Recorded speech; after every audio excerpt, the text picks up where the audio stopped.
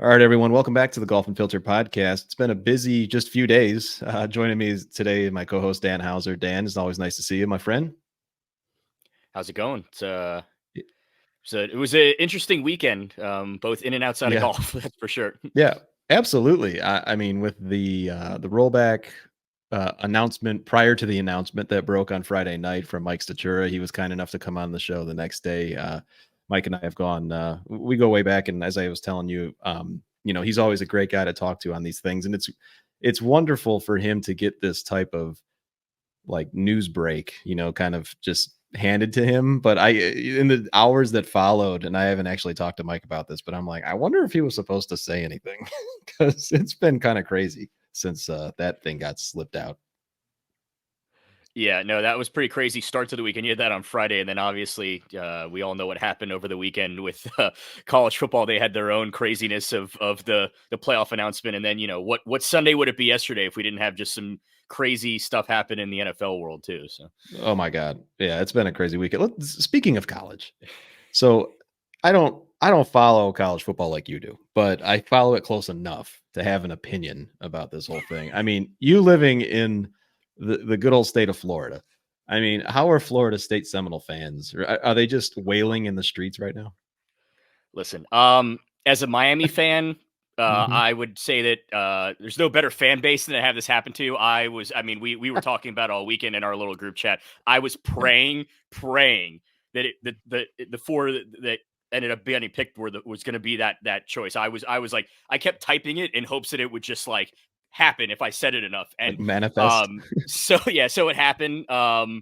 Listen, I do feel bad for them. I do like to think of saying like, okay, well, if that had been my team, yeah, that would have sucked. One thing I will say, and as a Miami fan, this actually did kind of happen to us back in 2000. This was in the Mm. BCS days, but we were the odd man out, and Florida State was actually the team that got put in the national title game that year. They got All shellacked. comes So back looking back, around.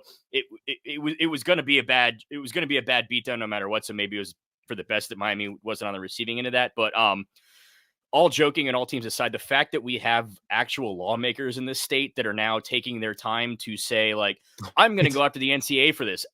Rick Scott. Hey, buddy, Rick, I know you're not listening to this, but maybe one of your aides are, and this gets to you. I can barely afford my insurance on my house. Why don't you worry about that and not about the fact that Florida State didn't get a spot in the playoff? Because I promise you, I'm sure even more rational Florida State fans are probably saying to themselves, wait a minute, I want to afford to live here. Like, okay, my team didn't make Right. it. Like, okay, but like Rick Scott, what are we Yeah. doing? Like, come on. Yeah. That's just the motto for today's show. Rick Scott, what are we doing? That's the And motto it's for it's daily life down here, pretty much. yeah. And it's funny because it all speaks to who believes what they deserve, right? And you brought it up nicely. There was this kind of like this Venn diagram where the I'm sorry, Chicago college football playoffs, and then this golf ball rollback kind of just meet and they converge, and everyone's arguing on either side of it. And we haven't heard the announcement officially yet. So as we were talking before we got going here, there may be another episode that we do this week once we actually get the official announcement for the rollback. But we know it's coming. But this is one of those times in golf, and I don't know how you feel, Dan, but it's feels a little bit more like what things used to be back in the day when we weren't only talking about live golf. This is something that affects all golfers, at least in the case of the rollback. I mean, is that kind of how you're feeling too? Yeah. As weird as this sounds, it's almost refreshing that we're actually just arguing about the rules again and about equipment again and not about who's making $100 million versus $95 million. So, Right. Right. yeah, it actually is kind of nice. I don't want to say it's rejuvenated me or whatever or given me some new juice as far as golf because it's still beyond stupid what we're going through right now. But yeah, I will say there is a little bit of a nostalgia of like oh man, this is nice. We're just arguing about rules and golf equipment again instead of about um, you know, inflated budgets and millions of dollars that quite frankly doesn't really change anyone's quality of life at this point. It really doesn't. And I know that we want to talk a little bit about Tiger's weekend as well, because, oh, by the way, he also played golf during this busy weekend. Yeah. But, I mean, with this rollback stuff, and again, listeners, we haven't seen the official announcement yet, but I just put up a piece on golfunfiltered.com talking a little bit about, okay, well, don't get mad at the governing bodies, because if you're not aware, listeners, the governing bodies tried to fix this in a amicable way in the past with bifurcation, but nobody wanted bifurcation. And so, and when I say nobody, it's primarily, the Titleists of the world, TaylorMades. I think those are the two that came out with statements shortly after this whole idea of, hey, we're going to take a look at rolling the ball back a couple years ago.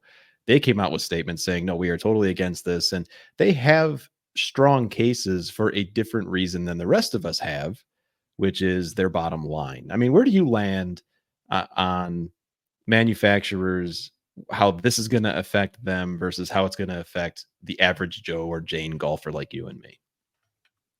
Yeah, the day Titleist started charging me $50 for a box of Pro Vs, I stopped caring about their quote unquote bottom line and stopped feeling bad for them. Because newsflash for everybody out there who may not know this, while we're paying $50 for a box of Pro Vs, Rory's getting them for free. Mm-hmm. Fill in Yep. the blank, Jordan Spieth getting them for free. Adam Scott, Mm-hmm. anyone with a pro, it's a pro. They're not pay. So like the reason why we're paying $50 for that box of balls is because the pro that you're watching that you're trying to emulate is not paying $50 for this box of balls. Double Right. news flash: the Pro V1 that you're playing that you think is the same Pro V1 that Jordan Spieth's playing, the only thing that those two balls have in common is the stamp that says Pro V1 on them. Because I promise you, Jordan Spieth custom built that ball for the way he plays golf, and you didn't. You bought it off the shelf at fill in the blank sporting goods store or whatever golf course you play at, you buy them from. So this facade, and Rory put it perfectly. What was the quote we were joking about? You think you play the same stuff that we do? Like the Yeah. greatest facade in golf and the greatest thing that's just not true in golf is that everyone has always said that unlike all the other sports, golf is the only sport where the average Joe off the street is playing the same equipment as the pros. And actually not. I think an Right. argument could Right. be made that if you play basketball or you play soccer or you even play baseball, you actually are playing the same equipment because Rawlings and Louisville Slugger, yeah, the weights might be different for like a Major League Baseball player, but it's literally the exact same. Same thing with basketball. The basketballs you're buying at your local sporting goods Mm-hmm. store is the exact same basketball that's on an NBA court. So actually, there's never been this whole we play the same equipment as them. Like I said, the only thing that's the same is the stamp on the ball or the logo that's etched into the club itself. That's the only Yeah. similarity. So yeah, of course, companies like TaylorMade and Titleist and these bigger OEMs. Shout out to Bridgestone for not being one of them, by the way. As Fair our enough. peeps. They, I mean, I guess I can understand where they're coming from because if they were going to truly do that split, they would still have to make the quote unquote free balls for the pros, but then they'd have to make a second set of balls for Right. us, which they kind of already are doing, but now they can't sell us that $50 box of balls under the guise of you're playing the same golf ball as your favorite golfer because there'd be no way around that anymore. So you would have to think at that point that the average golfer is not going to continue to keep paying that high price for their stuff anymore because now there's not even a facade involved as far as, oh yeah, you're playing the same thing because it's going to be completely split. So there's that. Also, Yeah. and this is I'm talking now to a certain age of golfer. Adam, you and I are very much Mm-hmm. smack dab in that age range. We grew up playing baladas. Yeah. Did we We have did. less fun playing golf because we were playing Nope. baladas? No, because newsflash, that's all that we knew at the time. That's what was available, and so that's what we played.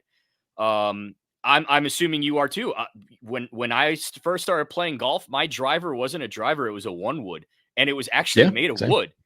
Mm-hmm. Once again, did it make the game less enjoyable for me? No, because that's what we were given the option to play. There were no other options. So it was you played your woods that were actually made of wood and you hit your balata balls and you hit your irons that were, not, it wouldn't go as far. And that's what you played because that's what was given to you. It was, Yeah, you so, made do with what you um, had.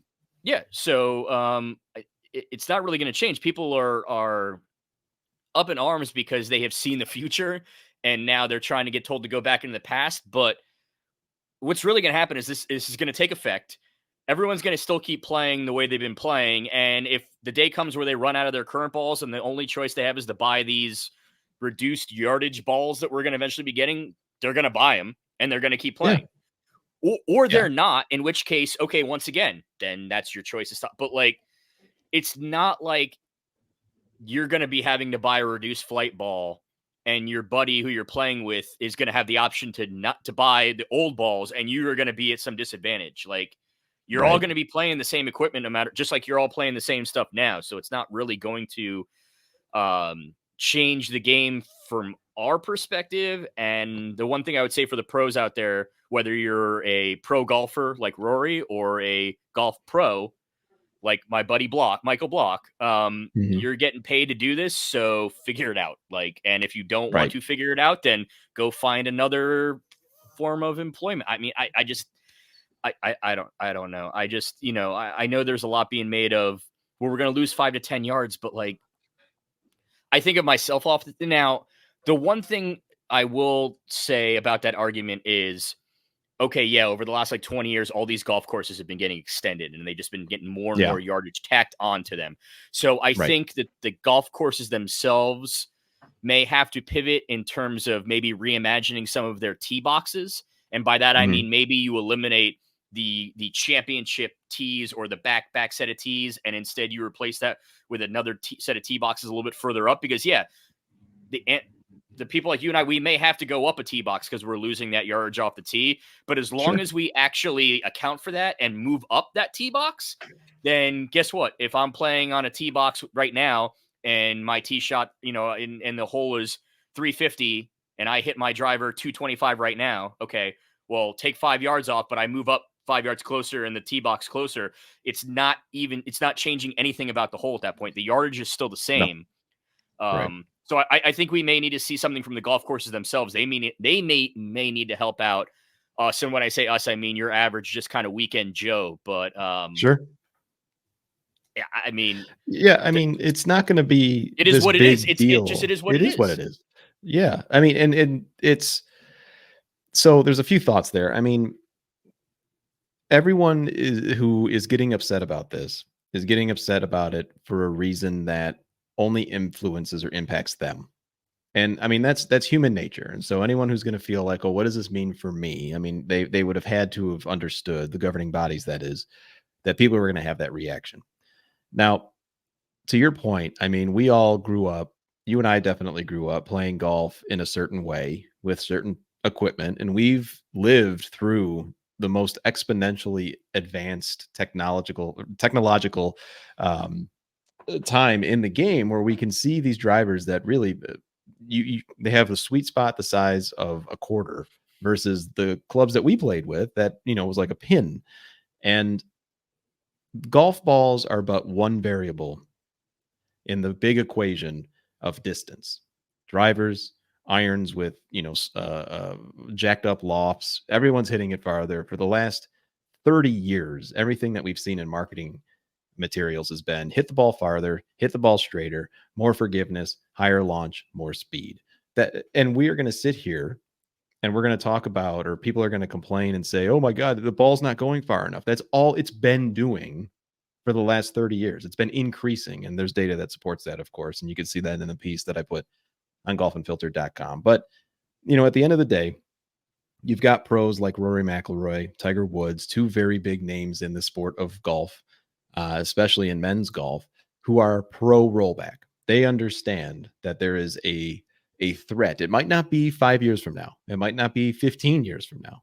But at some point, if we don't have a ceiling on how far these golf balls can fly, for whatever reason, whether it be the balls themselves or whether it be something else, then we're going to have golf courses become obsolete. That's just the way it's going to be. And again, And it's already that might not happened. be tomorrow. It's already happened. Marion, And Marion, you look at a classic course like yeah, that. right. You could argue it was obsolete the last time it held that U.S. Open. and they had to Right. trick it up because of it. And a thing that I was listening to the Shotgun Start earlier this morning. So Andy and Brendan, they were talking about this, and in the way that they do. And Andy was getting all bent out of shape, like he has a tendency of doing sometimes. He was talking about how this is actually also a safety issue. And I hadn't thought of it in that way, where if you play at these municipal courses and you've got these 10 handicaps out there swinging as hard as they can, and you've got basically bullets flying around at you. And I've been hit by a golf ball. I don't know if you have, but I have. That'll explain a lot. But I've been hit by a golf ball. And it is, especially on those tight courses, it is a safety issue. And so I'm not saying that, all of a sudden people are going to stop being hit, but let's face it. If we have golf balls that aren't flying as crooked as these aerodynamically advanced weapons currently are, then I would imagine that we're not going to have so many wayward tee shots. And hey, lo and behold, Dan, maybe people actually enjoy the game a little bit more. Not only that, but that just made me think of something too. On top of just getting potentially hit by a golf ball too, I would imagine that it's these reduced flight balls would probably speed up the pace of play for people like us too. And you mentioned like on your local community, and here's where I'm thinking about that. And because nobody ever actually does it, but in their minds, because all this technology, they think they can. But how many times have you, whether it's been your group or a group in front of you on a par 5, you're sitting in the fairway and Joe Schmo thinks, well, I can get there in 2, so I got to wait for the green to clear for another 20 minutes so I can just go ahead and top my 3-wood and Right. whatever. And if that you are that person, don't do that. Stop. Yeah, But we all know that person. Nobody likes you. But if we're going to have reduced flight golf balls, then I think that's going to remove that thought process from a person's mind, because they're no longer going to think, oh, can I get there now? And they're just going to go ahead and pull out their iron of choice to get up there and get to their yardage they want and move on. And it actually might improve from scores, because you'll have people having to actually start. And this is what Rory brought up. You'll actually have to start getting better at the skill of golf. And by that, Right. I mean, we have gotten so used to just hit it as far as you possibly can and then worry about it when you get to the ball. Well, when you won't be able to just hit it as far as you possibly can anymore, now it will be, okay, I want to have X number of yards in. So I need to hit it to here now. Or be strategic. I need to shape this shot a certain way now, because I can't just bomb it as far as I can. And even if I'm in the rough, know that I'm like a lob wedge in. So I need to hit it a certain way, or I need and Rory brought that up, and Rory and Tiger both, and it doesn't surprise me, because those two also, like us, grew up in an age where a premium was placed on golfing your ball. And I know, golfing the ball, but like it was shot shapes. It was putting certain spin on your shots. It was hitting to a certain yardage so you could get yourself set up for your next shot. It was more of a thinking man's game. You had to have a strategy going in. And God bless technology. It has helped us so much in our lives. The fact that you and I are doing this podcast from completely different parts of the country is a testament to technology. But not all technology is for the better. And you do have to wonder if technology has taken some of the game of golf out of the game of golf, as stupid as a sentence as that might be. But, golf was created a certain way. And I think that we have gone away from what I think we all fell in love with the game of golf. And that was to marvel at these truly amazing shots that seem to defy logic and science and everything. And it's just like, how did he do that? And we still do see it a lot. And I think, unfortunately, though, where we still see it a lot is from these older generations of golfers that had to learn how to do that. Live aside, Phil Mickelson is still an absolute wizard with a wedge in his hand. There's a reason for that, because he had to grow up learning how to be a wizard with a wedge in his hand. Yeah. And so his career I spoke don't volumes. Yeah, absolutely. But I don't think that's necessarily such a bad thing if we go back to an emphasis being placed on, you need to do one thing, and you need to be able to do it really, really well, not just let me see how far I can hit it and then figure it out from there. Yeah. Yeah. And it's going to be interesting once this announcement actually comes out.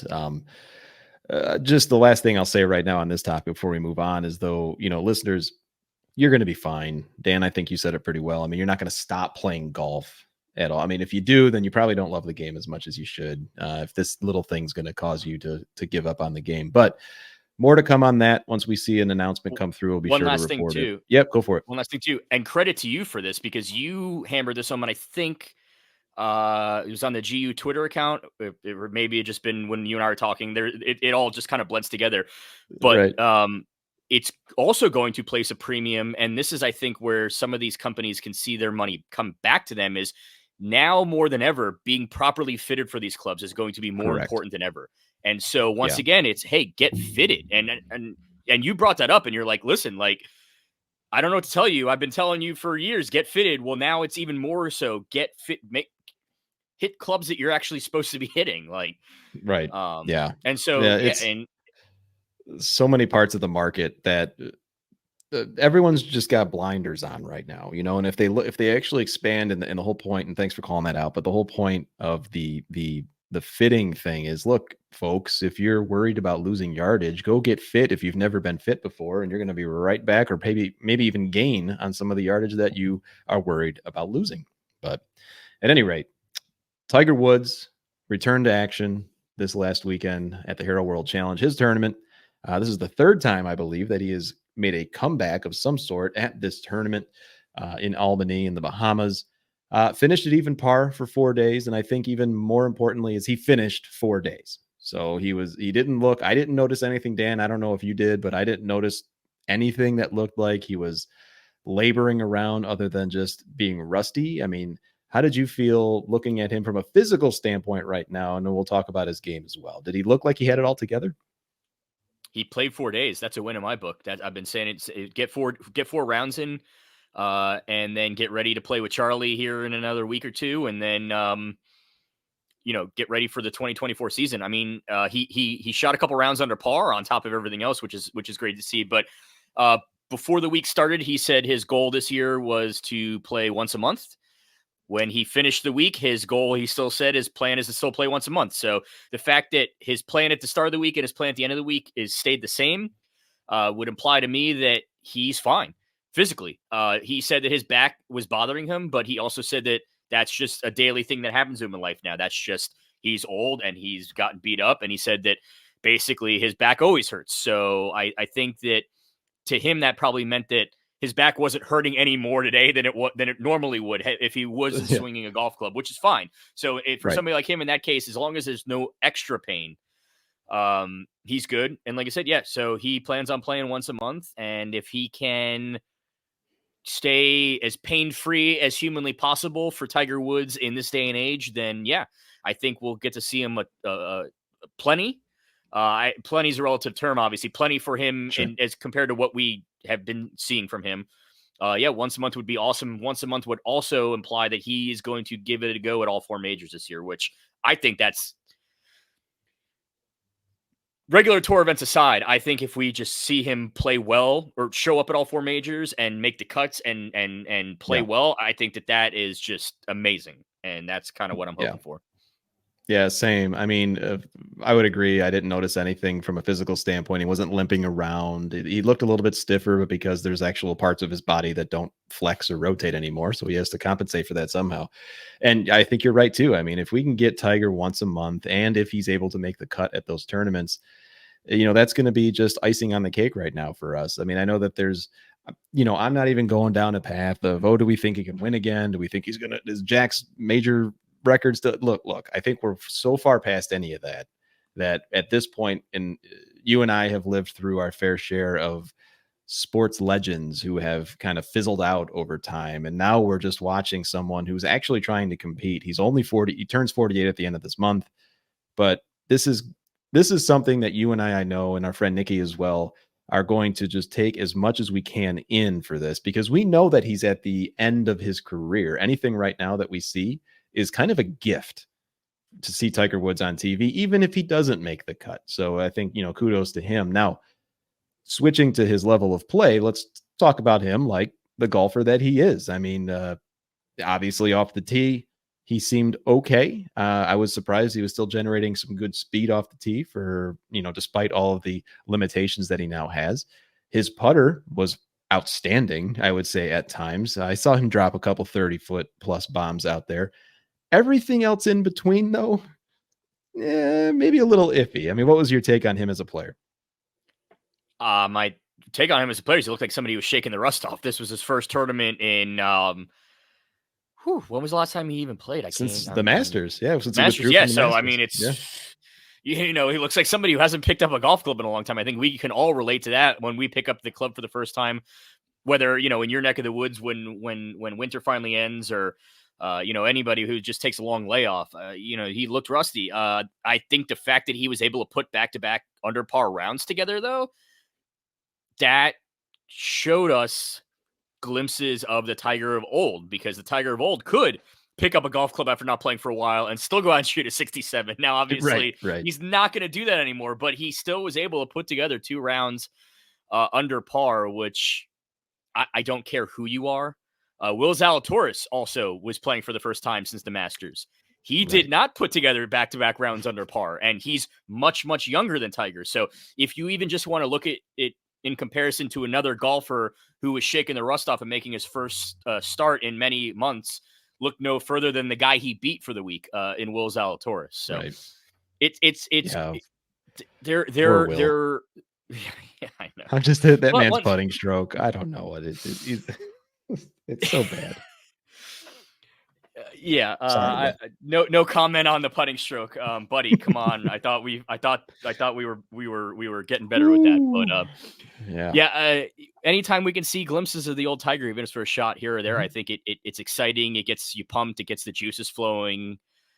It's still, I think, one of the few things in the modern day golf game that can still get us to like jump off our couch for a moment.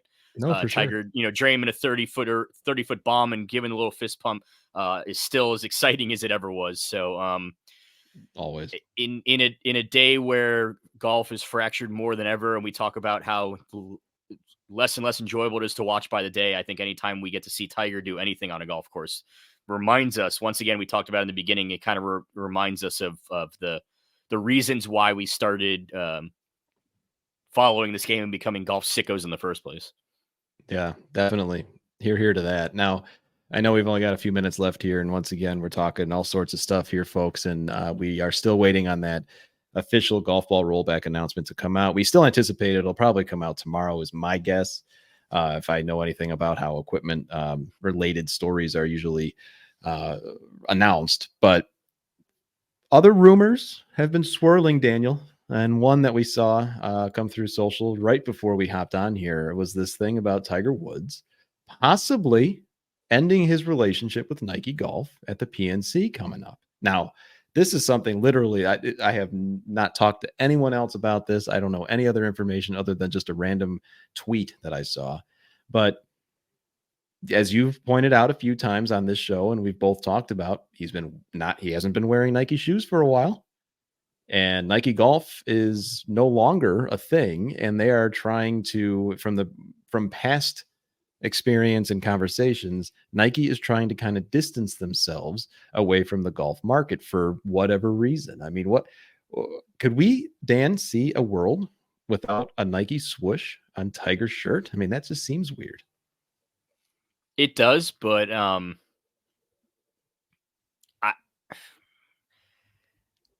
I think It doesn't seem like you care that much. well, no, It's like, I'm trying to figure out whatever. how I want to word. So I think the only reason why we're even having this conversation and why Nike Golf is even something that we talk about is because of Tiger. I mean, Right, it was fair. the red Nike polo on Sunday. So if the red Nike polo on Sunday gets swapped out for a red Adidas polo on Sunday, or gets swapped out for a red FootJoy polo on Sunday, or and you floated this idea earlier when we were talking off air, if it gets replaced with a red Tiger Woods brand polo on Sunday. I think the more important thing is that he still wears that red polo on Sunday. But we Right. have seen iconic athletes sort of now, yes, they have done it through the brand that they became famous with. You think of the Jordan brand, but Jordan brand is with Nike. Right. But what where while and it's kind of weird too. Another weird kind of oddity we have seen as a result of Live is a lot more of these guys are now creating their own Yeah. brands, if you will. Yeah, Phil that's has his true. own brand of shirts now.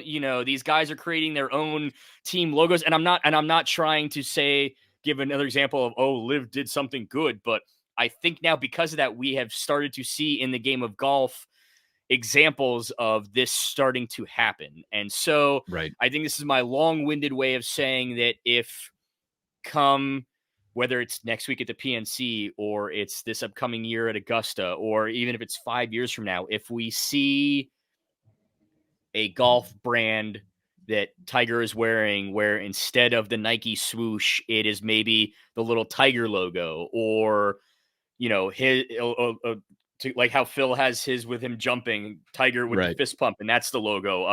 It That'd be would not badass, surprise actually. me. Yeah. It would be really awesome. And I think we would all go out and buy all of it immediately. Yeah.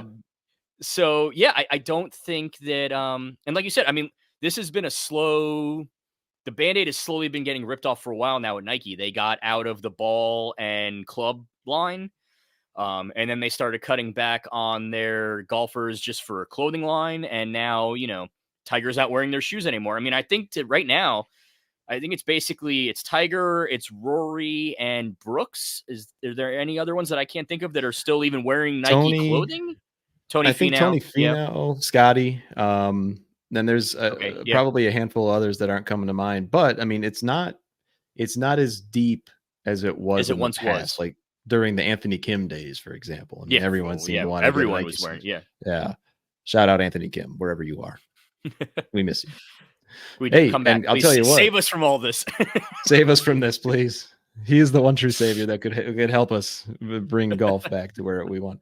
I miss his belt buckles. Remember those? He had Yeah, those big old those were like great. Those were great. those were awesome. Uh, Yeah. And by the way, Tiger, if you're looking for a new clothing sponsor, you'd look great with the Golf Unfiltered, no filter logo on your chest. We can't pay you though. So sorry. I At know if any rate, Tiger's wearing them, maybe we could pay him because everyone will start yeah. buying. Here's $100, Tiger. Yeah, What do right. you say? What do you say? All right, man. Well, that covers the two big things that we wanted to talk today. And then once again, I've said it a few times. We are just kind of on this holding pattern for other news that it's going to come, and it's one of the biggest news stories because it will impact all golfers. Is this proposed rollback, whatever that means? Last thing I'll say on that is, I'm hoping that whatever the announcement says, that there's at least some data with it. It just can't be the USGA and the RNA are not great at communicating anything. When you talk about like the anchor ban and when you talk about the groove changes to wedges, which by the way, I mean, aside from the broomstick putters and the anchoring, uh, listeners, chances are you probably haven't even noticed a damn thing with your wedges. I mean, some of the better players may have, but those grooves are different. And guess what? You're still playing golf. So, I mean, same thing's going to happen with the golf ball. But any final thoughts on that, Dan? You nailed that one. Yeah, I didn't notice anything. Listen, I still hit the ball just as crappy no matter what club you hand me and what ball you put down. I'm still going to probably shank it into the woods. And at the end of the day, when I'm driving to my next shot, if I see a ball sitting on the edge of the woods or sitting somewhere where I can grab it, I'm still going to grab it. I'm still going to stick it in my bag. I'm still going to have those old crappy nicked up balls in my bag for when I have to hit a shot with a forced carry, Yeah. and newsflash for everyone, those nicked up crappy balls that you find, or those waterlogged balls, or those refurb balls are not flying at the same distance than new balls are too. So that's another thing. No, they Like are not. so many of us, our bags are filled with just balls we find. Those balls are not like you're probably losing yardage just playing those balls you found anyway. So like I don't think Yeah. anything's really going to It's much change ado for about us. nothing. It isn't. You're right. I mean, it's not. It's just people need to calm down. Just sit back. Everything's going to be fine. But anyway, all right. Well, you may hear from us again this week, folks. As always, be sure to follow us everywhere on social media at Golf Unfiltered. You'll see Dan and mine handles there for X.com at least. Whoa, just hit my microphone. And of course, we're also powered by our friends over at Bridgestone Golf. Be sure to check them out as well. And Dan, you had mentioned it earlier. Just another quick shout out. Bridgestone has been very gracious in this entire thing. I'm sure that they have their conversations just like every other manufacturer about what this means. But when this whole thing started, they had said, look, we're going to work with whatever. And that's because they've got really smart people there. So, everyone's going to be just fine. Dan, it was always nice talking to you, and we'll maybe connect again soon later this week. Yeah, we'll be on the lookout for that official announcement. That's for sure.